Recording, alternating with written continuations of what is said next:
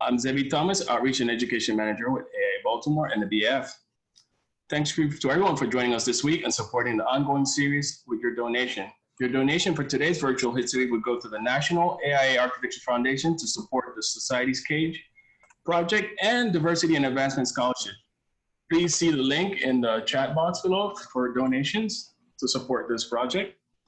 Before we begin, please mark your calendar for next Friday's presentation, which will feature the Peel Museum, the first public museum in the United States. Director Nancy Proctor will describe the Peel's long and varied history, its current mission as an innovative center for Baltimore storytelling, and exciting renovation taking underway.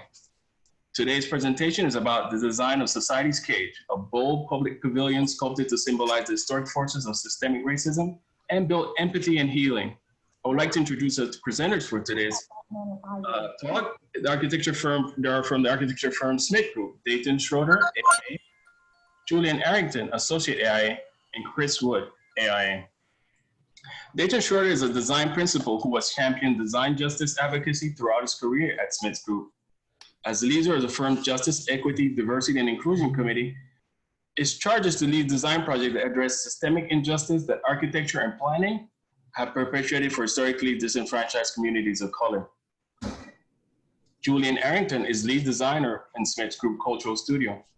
A proud graduate of Howard University, Julian has worked on multiple projects, museum projects. One is to address the history of slavery in Richmond, Virginia, the Universal Hip Hop Museum, and the Museum of Pop Culture, among others. A proponent of community-informed design, Julian has helped to lead stakeholder engagement that reflect a goal and aspiration of the people they serve. And last but not least, Chris Wood, who has led all phases of museum-centered work, from visioning and programming through construction.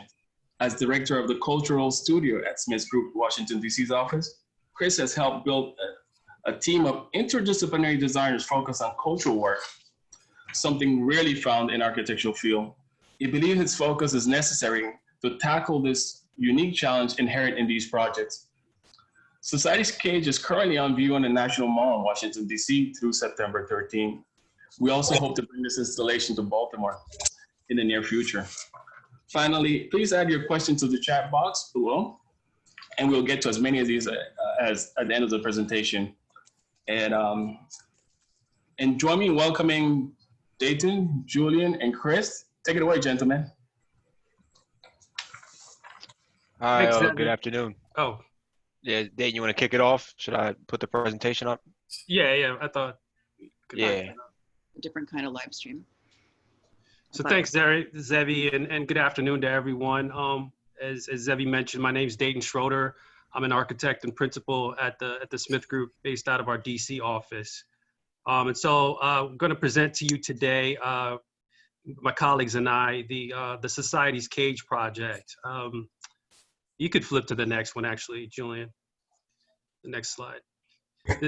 This was and the next one, sorry. This was a grassroots effort. This project, born of a diverse group of individuals in our office who really came together in the aftermath of the George Floyd murders, or the George Floyd murder and the Breonna Taylor murders, to do something and make a statement, to contribute to the dialogue happening in our society around racial and social justice, and even within our profession. Oftentimes I think we as a society have been conditioned to believe or think of these situations as anomalies, or we often view the cops as bad apples. So this was an opportunity for us to be able to contextualize those murders within the 400-year history of state violence, and I think give much needed context in the weight of these conversations. This was you could go to the next one, Julian. This was a process-driven design. I think where I like to say the resulting aesthetic was really driven by data. When we got together as a team, we began to ask ourselves questions. And so that the data that was used to program this installation was driven by those questions. We asked ourselves, what is the value of Black life? What is the nature of power in America? what structures impact Black life? What are the patterns? How does racial discrepancies factor into these issues? And ultimately, what is the relationship of Black people to the power structure? And so, in many ways, the resulting architectural form that you see inherent in this concept is social and political in nature, because the questions that we asked were social and political in nature. And with that, maybe Julian, do you want to tell a little bit about the concept? Yeah. So the genesis of this concept was, as Dayton stated, those questions. But from the party standpoint, we sort of started with this metaphor of the cube, or the icon of the cube, and the cube representing notions of purity and equity and fairness, and sort of articulating it three-dimensionally with a system of rods. And what's happening architecturally is we're using data, and the data is sort of driving the void, and the void represents not only the struggle and the oppressive force that's articulated by the data, but it also represents the idea of resilience.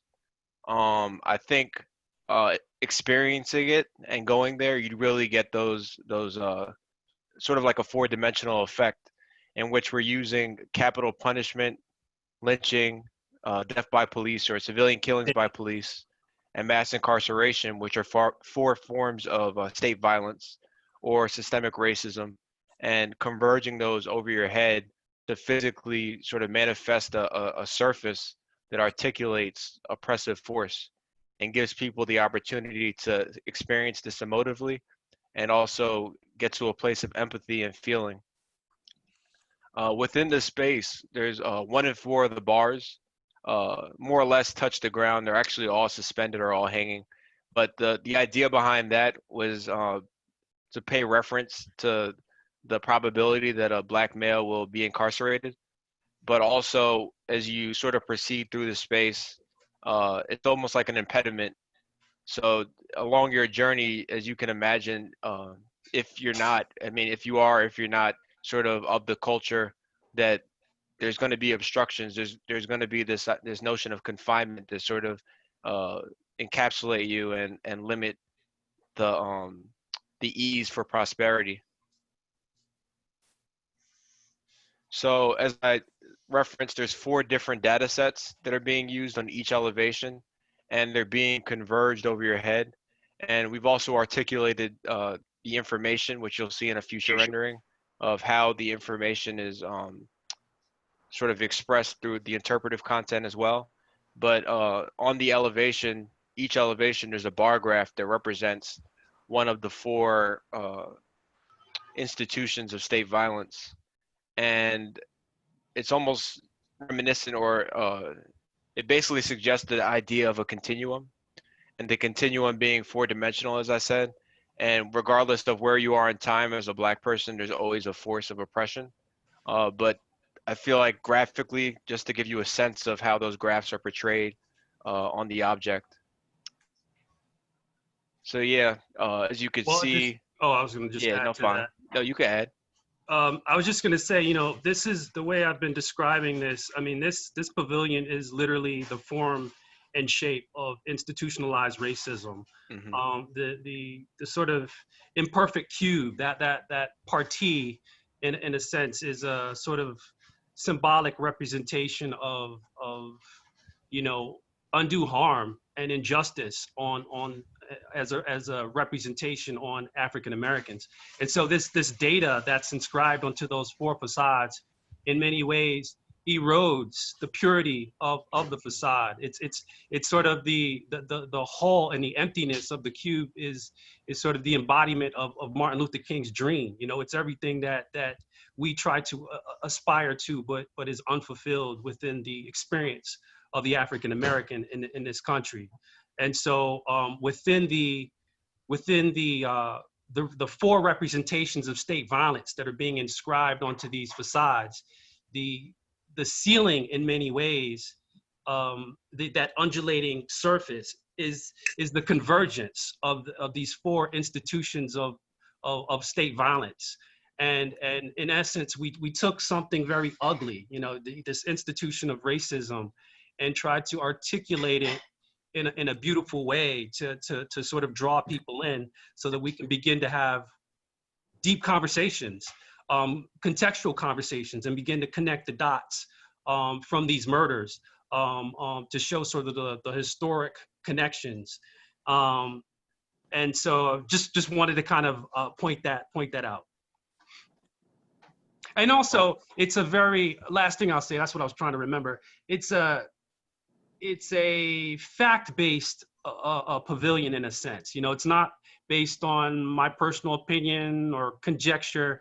In many ways, this was an attempt to take information and create a form and a sculptural gesture that was an honest expression of our country's history, specifically in regards to how African Americans have been impacted by state violence.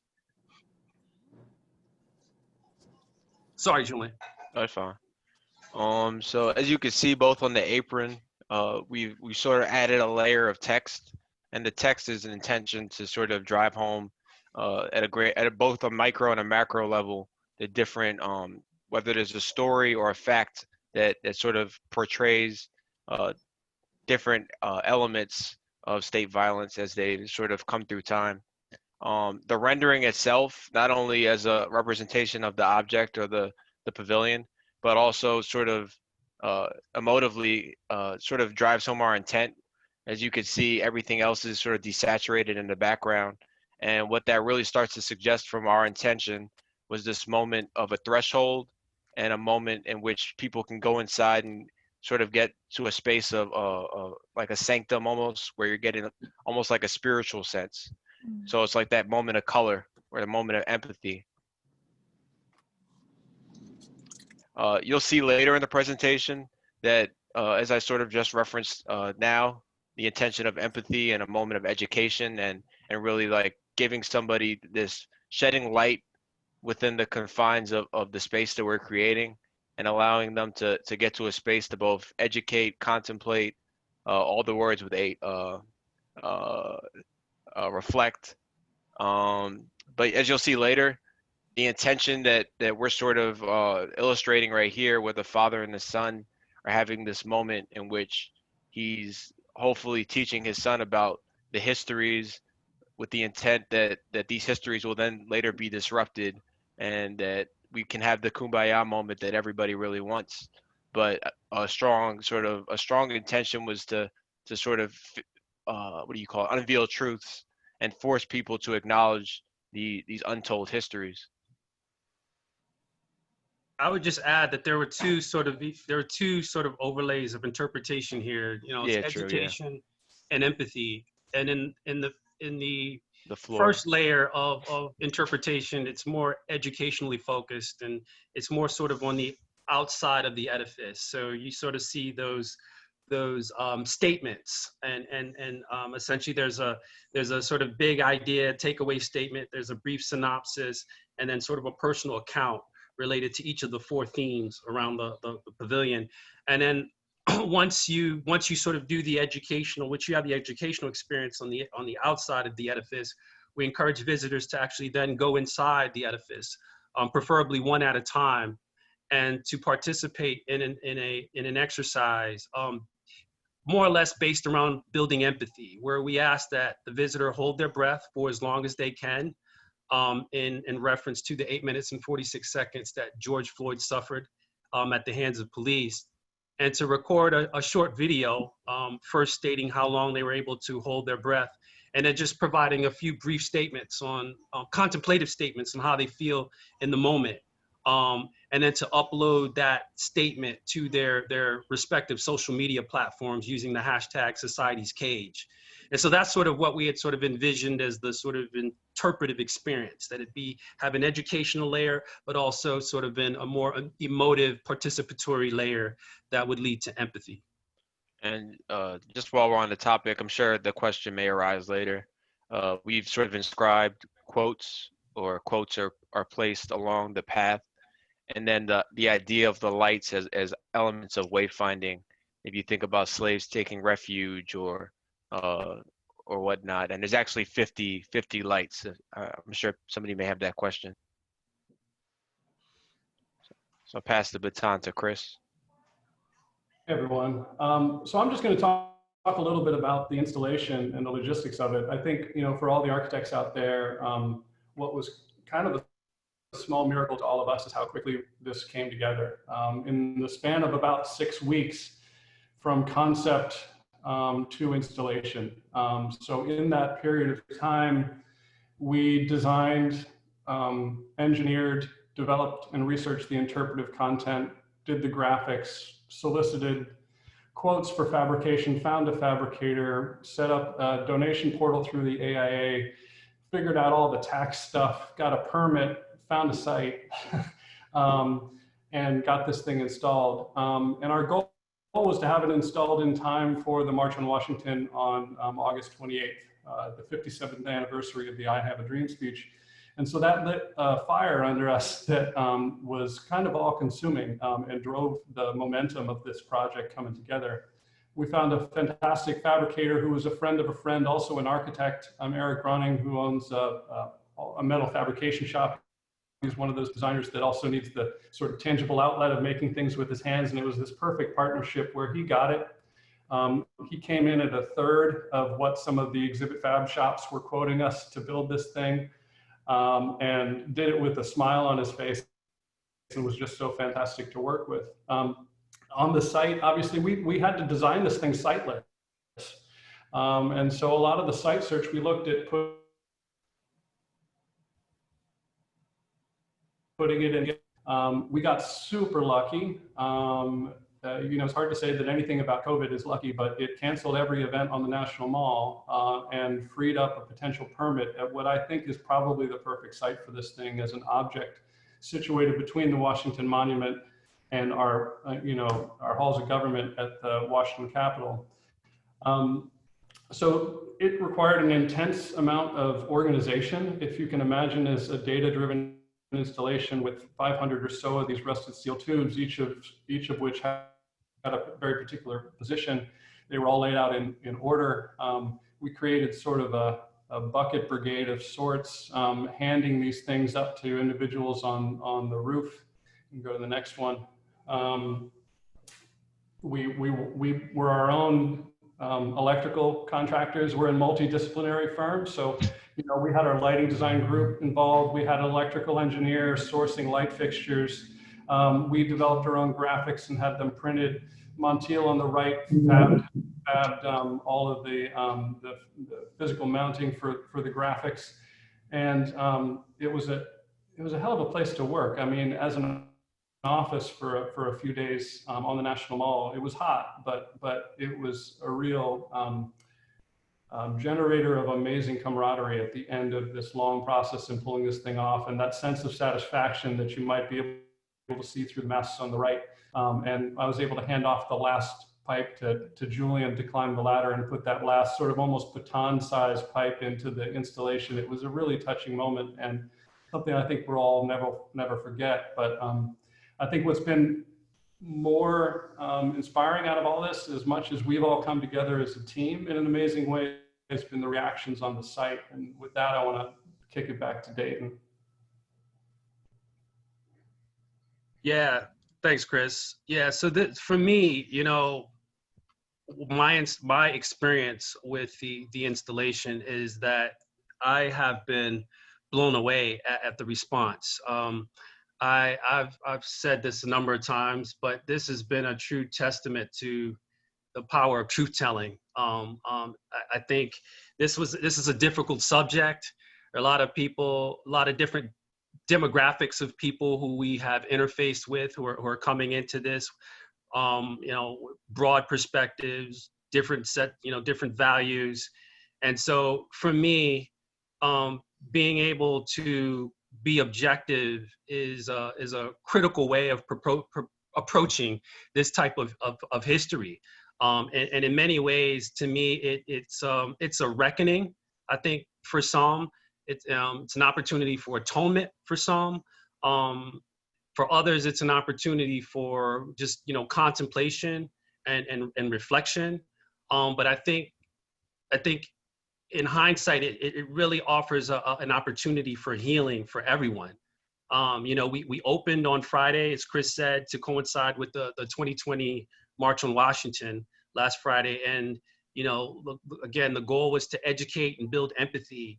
And I mean, there's just a broad range of people who have been on site. Our original intentions were to, and our dream site originally was Black Lives Matter Plaza.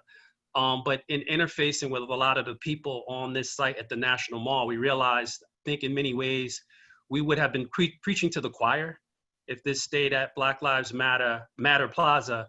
And the mall site has just offered us the opportunity to reach a much broader demographic. There's been Blacks, Latinos, Asians, whites, young folks, older folks, progressives, conservatives. I mean, we built this thing on the heels of the RNC, what do you call it, convention last week. And then there was the march. So it was just this incredible mix of people from, you know, both sides of the sort of ideological spectrum. And you know, some people cried when they see this thing. Some people come up and thank you. You know, some people, they don't want to leave. They just hang around the site forever. Some people, they'll come back multiple days. Some people, they want to know, they want copies of the information, or they want to be directed to where they could find additional information. And I think this is also testament to the fact that we're in COVID and a lot of the Smithsonian museums are closed. And I think in many ways, I've never thought of myself as an artist. I've always approached this as an architect. So I always thought in my mind that we were sort of doing an outdoor museum. And so we're in essence, we are providing sort of an outdoor interpretive opportunity that speaks to race and has really helped contribute to, I think, a lot of the national dialogue that's been happening around issues of racial and social justice at a time where our society needs it, but the institutions that would normally do that are shut down and unavailable. And so I think it also kind of speaks to the fact that we may need to become a little bit more creative as architects and planners with regards to providing resilience in the future around these pandemics. We've sort of we've been making it through COVID-19, but the question still looms: what are we going to do for COVID 20, 21, 22, 23, et cetera? And so that's all I have to say on that. I don't know if Julian and Chris, if you have other reflections to offer.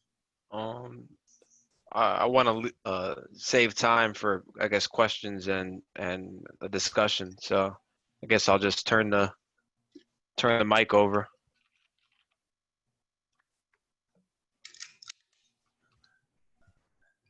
All right, guys.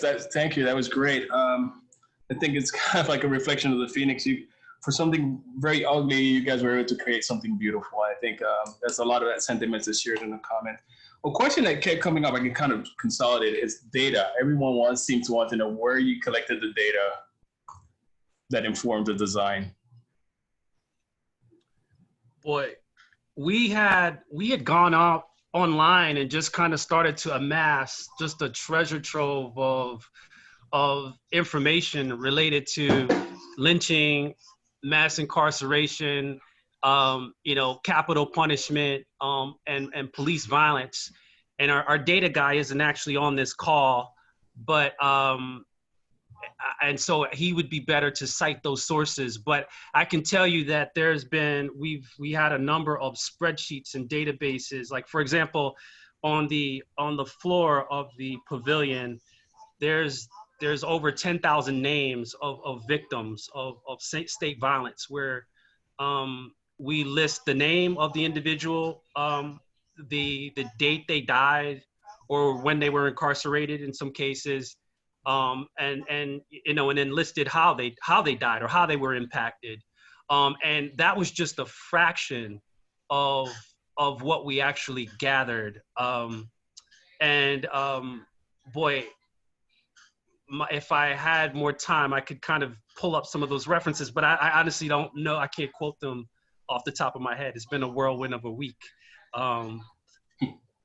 Another question that came in along the lines of data, hopefully this doesn't throw you off here again, but Melanie Ray had a question about if you have any contextual data, for example, the war on drugs or crime bills in the 90s, and how that, if that's some of these incidents are put in that context of what's happening in a country. You know, like the war on drugs, for example, is one example she shared.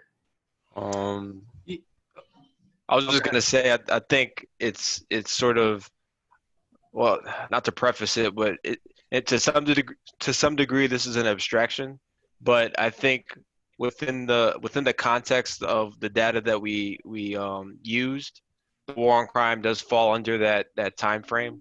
If you think about what was that, Nixon or mass, like you think about the sort of mass incarceration area. I mean, it's just Clinton years, exactly. and ironically, where we are once again with drugs Joe and mass, Biden, yeah, exactly. The architect of that crime bill, that infamous crime bill. But no, I mean, there is again, this is a 15-foot by 15-foot cube, so we're sort of limited in terms of how much depth we could really go into. But I think the intention here was to, and we have only scratched the surface, right? So the intent here was to kind of bring awareness to some of these issues in a broad sense, and then hopefully encourage people to actually venture out and follow up on some of this data, sort of whet their appetites, if you will.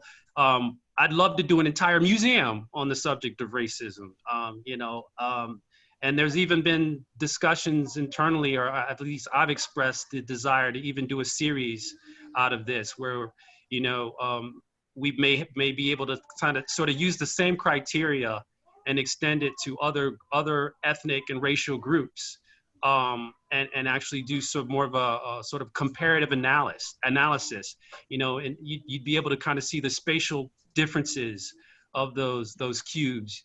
There might be material differences, and to be able to put them in the same space and be able to experience them side by side, I think could be really, really compelling. Yeah, it sounds like a great way, because a lot of this is to provoke conversation, which sometimes people don't have this frank conversation. So I think that's where it really is handy. There's a few questions coming in now in terms of, I guess the designers are now hitting the chat box here. The 50 lights, what's the significance behind that? I think so. One obvious sort of connotation is the reference to the 50 states, and you think about the flag and the sort of abstraction of the rods and the linearity in contrast. But I think a large part of it was about wayfinding, and the number was sort of relative to the states and the notions of slavery and slaves finding refuge when escaping. Yeah, I mean that's something. It's weird. Well, quick story. The rods or the pipes were initially intended by the design team to be anchored to the floor and to, be more static elements. And the cost of being able to fabricate an unbraced material to span 15 feet was just something that we couldn't absorb into our budget. And so we ended up, as a consequence of budget, having to hang these pipes from the roof. And so there's this beautiful atmospheric effect that you get when the wind blows, where these things sort of sway, and occasionally sometimes they hit, they clank, and they sort of create this other texture of sound that sort of adds to our soundscape. And in doing that, I think contextually we realize here that it helped to kind of strengthen this reference to the sort of the sort of forestscape or the woods, that this idea that the sort of woods were the sort of, I don't know, a place of refuge for safe passage for the enslaved, if they were sort of enduring that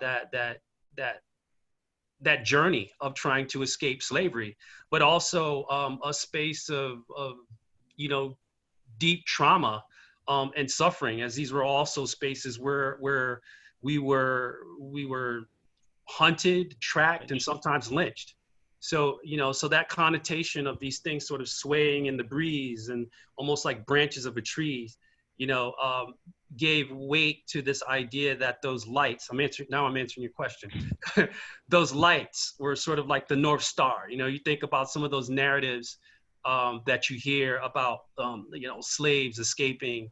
And then we were also thinking that there was also a parallel with the 50 states as well. And so, it's multifaceted. It's multifaceted.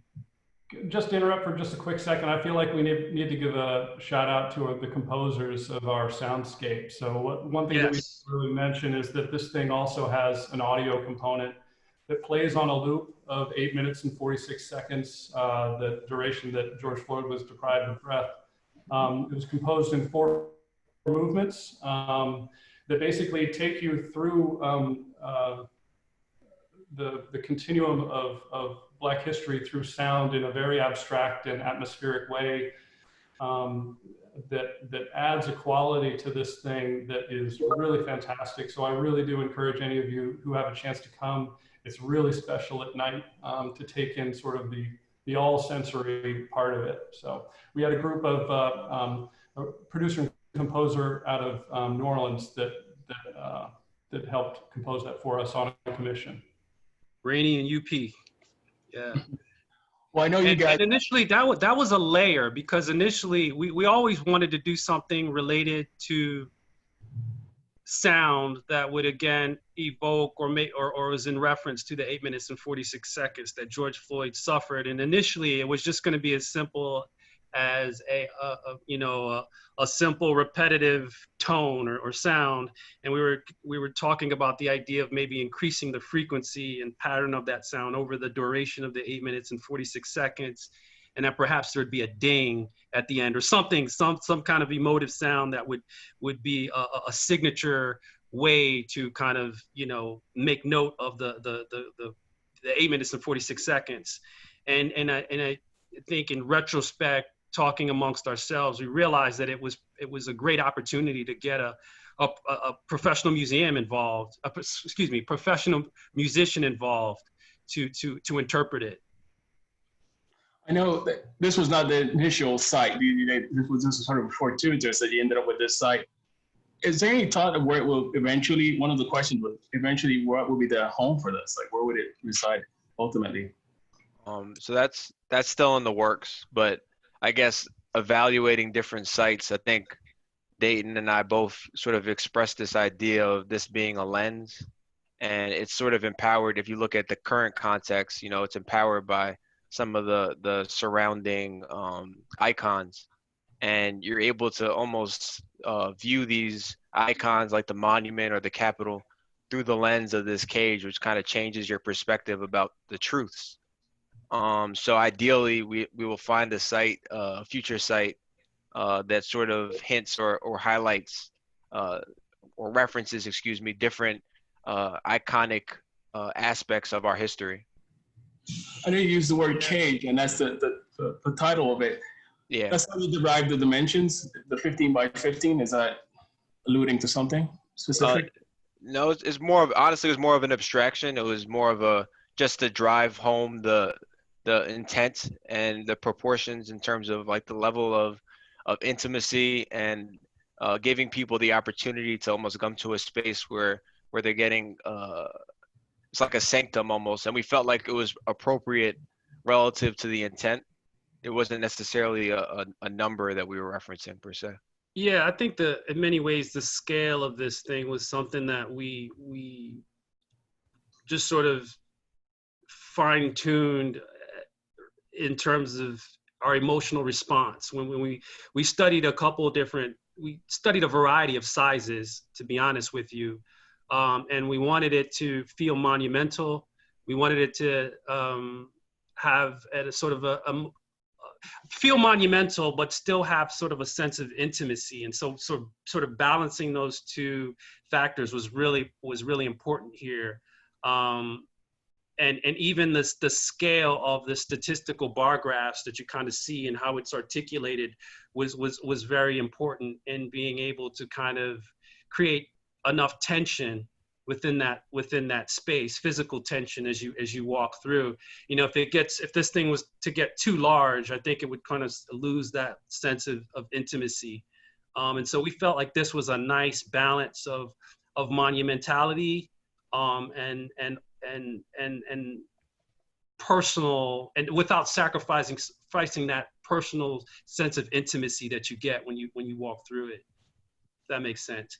And to your point about the sites, we're lucky in that there've been a lot of interest nationally. We're starting to get a lot of feedback, and so I think trying to figure out where this is going to go is a good problem to have in many ways. And as Julian was saying, the power of this, I mean, we really lucked out, right?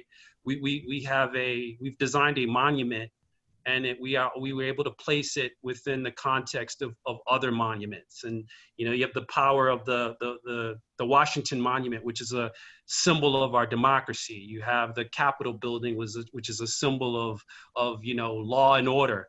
And then to the north of the site is the sort of Trump Hotel. And I won't, for sake of this discussion, I won't say what that is a symbol of for me.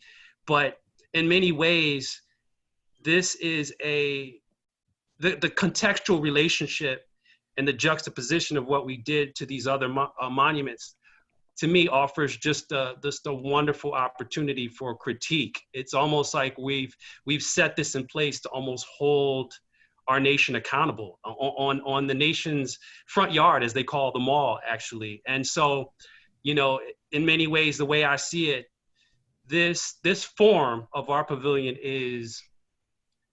it's physically hollow, but in some ways, these symbols that we have placed this amongst are in many ways symbolically hollow, you know. And so this is a critique and an indictment on America's America's unfulfilled you know, contract with the African American. It hasn't lived up to. We're still here, you know, 50 years later, after MLK and the Civil Rights Movement, still talking about the same issues. And it's a stain on our democracy, and it's a stain on our judicial system. And so this, to me, the juxtaposition here weighs into that critique. To me, that's the sort of contextual dialogue that's happening through these symbols on this site. I know we're running, thanks, Dayton. I know we're running short on time. I know you guys have to go do the MSN and the CNN, so I don't want to hold you guys too much here, but I want to consolidate a few items here. It would be great. I know if we could go to all 50 states, and for people, like you mentioned, people that probably are not going to see it, that would be wonderful. And to that point, there's a link in the, shameless plug for it, there's a link in the chat that you can donate to have this, you know, keep going and be shared across the nation. Also, for people that are not able to go see it this week, someone asked the question about if the music is available somewhere. You have a website or something so people could listen in if they can't make it there? I believe there's if it's not on our site yet, there will be a link, a direct link to the site with the music. Yeah. There's also a link on our site that will take you to an augmented reality portal, where you can essentially use your phone to place a virtual model in augmented reality, and then you can sort of navigate it. So if you're not able to come to the site, you can try that as well. It's nothing like the real thing, I will warn you. Still encourage everyone to come out, but if you really can't come out, you know, you can also explore it virtually. Where can we find, is it SmithGroup's website, or what's the website to get to the virtual? Oh gosh, We can follow up after this. You can follow up. We can follow up. We give you a link. We'll put it on our social media links. We put it on our website. So if you, we'll follow up and we would make that available so people can find it. So that's great. There's also an IG page that's been set up called, you know, hashtag Society's Cage. Oh, that's the ID. Okay. Society's Cage. You can There's a hashtag and a handle. It's both the same. Yeah. Okay, one more time. It's hashtag Yeah, and there's a handle, and they're both Society's Cage. Society's Cage. Yeah. All right, that's great. So everybody, Societies with a Y. Cage. Yeah, Society's Cage. Some people have been confused. Society. okay. Thanks for clarifying that. And I mean, thank you guys for taking the time. Like I said, I know you guys are super busy, and to join us and talk about this project. It's been really exciting. We're really grateful to have you guys. No, thank you. Thank you so much. Thank you, everyone. And next week, the Peel Museum, Baltimore's first the nation's first public museum. Thank you all, and see you next Friday.